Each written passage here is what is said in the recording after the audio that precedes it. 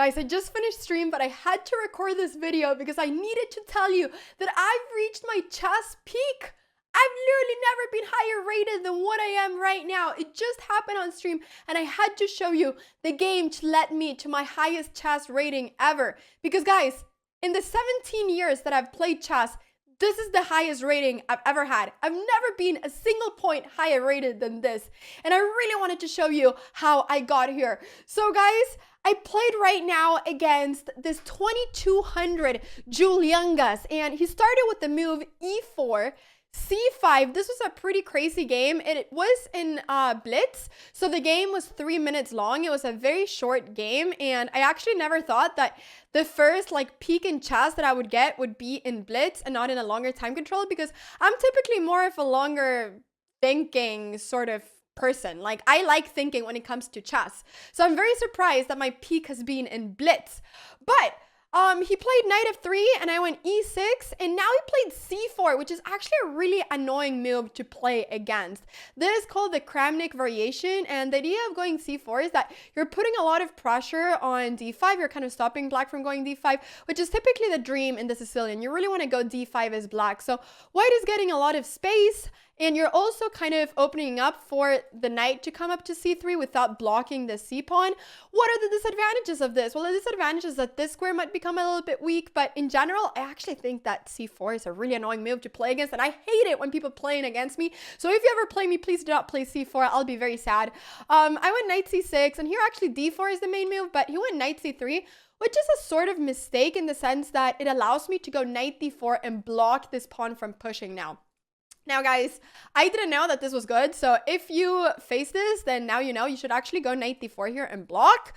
But instead, I went d6. And now after d4, I felt like I got a pretty uncomfortable situation.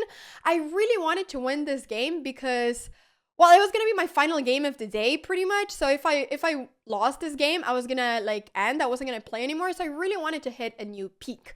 So this game definitely meant a lot. So I was kind of nervous here. I didn't like my position. I went knight f6, developing, bishop e2, bishop e7, just simple development moves, and now bishop g5. Now here, I should probably have continued my development castling, but what I decided to do was that I wanted to stop white from going a6, knight b5. So I went a6 here to stop this idea of putting pressure on this d6 pawn.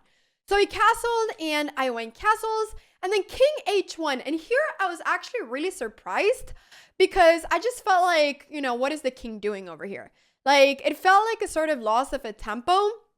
But the reason why my opponent did this was because he wanted to go f4 without me being able to go queen b6 and pinning the knight. So I knew that now the plan was to go f4. So I said, okay, if my opponent wants to go f4, what should I do? I should stop f4 from happening. So I played e5. Now, I'm sort of the kind of person that loves playing very active positions. I like it when my pieces have a lot of places to go to. When I feel cramped, I don't feel good in chess. So I wanted to open up the position a little bit more and give this bishop a little bit more of space. So e5, I'm threatening this knight, and the idea is that, well, yes, I'm giving away this square, so if the knight goes somewhere random, this square is going to become a weakness, but I'll be able to get my bishop up to e6, and actually this isn't so bad. If white ever places a piece over here, I'll capture it, and this pawn structure with the pawns being here, it's actually pretty good for me. So I wasn't too scared of that, and if takes and takes, then this square will never be a weakness, and then I can prepare bishop e6 and d5 and get a good pawn break. So I was actually pretty happy. Now in this position, I could have gone d5 immediately, so this is probably what I should have done instead of e5. But d5 here was a possibility, but I went e5, knight f5, and I captured. Now in this position, I didn't really realize that my position was worse. I thought I was doing perfectly fine after knight d4. I was really happy having a central knight that couldn't be kicked away by any pawn. I mean, now that this pawn is on c4, this square is fantastic for my knight. But what I didn't realize was that after bishop d3, rook c8, putting a little bit more of pressure on this pawn, my opponent is also going to be getting a fantastic knight. After bishop takes f6 and bishop takes knight d5, and look at this knight. This knight is amazing. This knight is so powerful. And I'm actually in a lot of trouble here. I need to figure out a way to get through because Now white actually has a really simple plan, which is to go f4. And f4 is coming with so much force. And f4, I mean, pieces could come in, like my king is going to become a bit weakness, and this bishop over here is really badly placed. Because if I ever go bishop e7, sometimes, depending on the situation, there might be f6. And this could get very, very, very tricky for my king. So here, I wanted to stop f4. I played bishop g5, but this actually doesn't really stop f4 because after queen g4, I mean, now f4 is coming with a lot of force again, and I don't really know how to stop it. So a better idea would perhaps have been to go b5 and try to get my own sort of counterattack on this side. Typically, what we say in chess is that if your opponent is attacking on one side, you want to attack on the opposite side. So if your opponent is attacking your king, you want to attack on the queen side. So that at least if your opponent doesn't checkmate you, boom, you get some play on the other side. But I didn't follow that rule. And here I played g6, which is a mistake. Now, why did I go g6? Well, I went g6 because I really wanted to go h5 and I really wanted to kick this queen away. And I thought that if captures, at least my rook would get active over here. But actually in this position, f4 is just a fantastic move. Like if my opponent would have gone f4, this would have been so terrible because after f4, like where does my bishop go?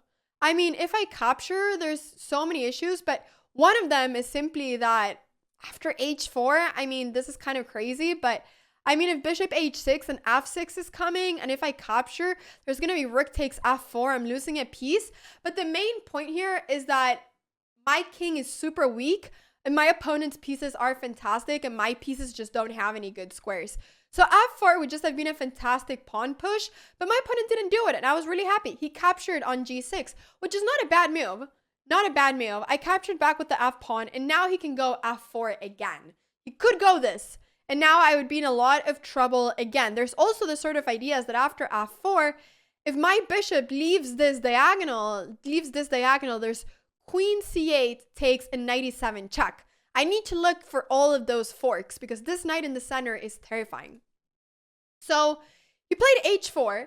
He tried to go for a pawn push, but he made the wrong one. And I think the reason for why he did this pawn push was because he saw this weak pawn on g6 and he really wanted to sacrifice the bishop for it. He really wanted to open up for the queen.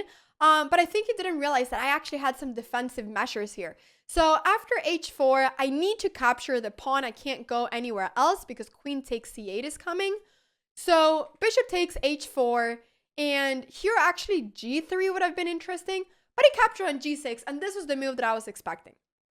Now in this position, let's take a look. This looks very scary. But if I capture on g6, then the queen is going to capture back, and it's going to be repetition. Takes, there's nothing. I mean, it'll just go back and forth. It'll be a draw. It'll be threefold repetition. There's nothing I can do.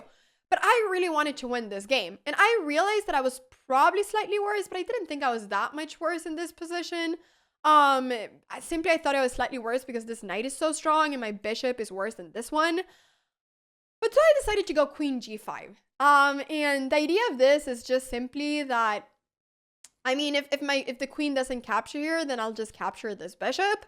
And I was looking at kind of a knight e7, which looks very crazy, but I can just capture it and there's no check. My queen is always going to be safe over here defending the king. So my opponent has to capture on g5. Bishop takes, and then here he has to go bishop d3. Now, the reason he needs to go there is because he needs to defend the pawn on c4. But he actually missed this. He went bishop e4, and I looked at this position. I said, okay, this looks like a free pawn. So I took on c4. It was a free pawn. This was a mistake. And now he played a move that I was never expecting in a million years. Like, never. Like, he went knight e7 check after thinking for 20 seconds. And when I saw this move, at first I was like, wait, this is crazy? Does it work? Is this a genius chess move? Like, I was so shocked because the idea is that after bishop takes e7, there's this check. He's opening up for this diagonal for the bishop. So I was like, this looks crazy. Like, maybe this works. But then I realized, okay, does this knight actually do anything on e7? No, the knight is useless here.